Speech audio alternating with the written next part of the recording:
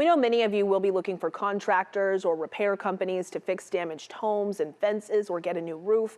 And unfortunately, there are people out there looking for you too, but not with the best intentions. Monica Horton with the Better Business Bureau joins us with some advice on making sure you're hiring a reputable company. Monica, thank you for being with us this afternoon. Thank you for having me.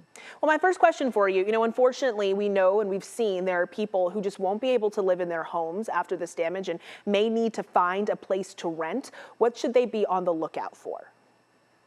We wanted to give some tips and advice on rental scams for those that may be displaced from their homes.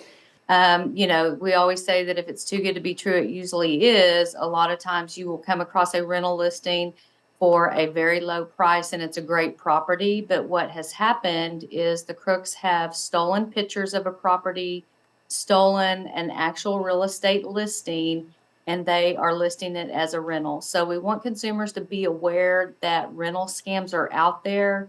And the latest twist in the rental scam is a lot of times the con artists are creating phony websites and sending you that direction to get a credit check prior to, as part of the application process, just in an effort to steal your information and steal your money. So we want to make sure you're frantic, you're in a heightened emotional state, which does cloud your judgment. And we want consumers to make sure that they actually get a rental and know and learn the red flags of this rental scam.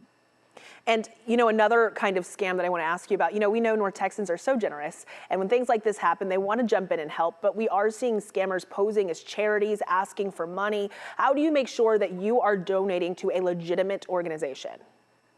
Yes, we are generous and we like to donate and help out. And again, it's a situation where this disaster is tugging at our heartstrings, and we want to help people out, and the crooks know that.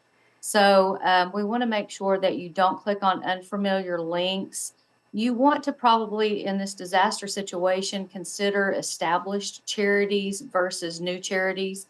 Newer charities may have good intentions, but they may not be equipped and have the resources to effectively and efficiently deal with the situation. And then we will see a lot of appeals for crowdfunding websites.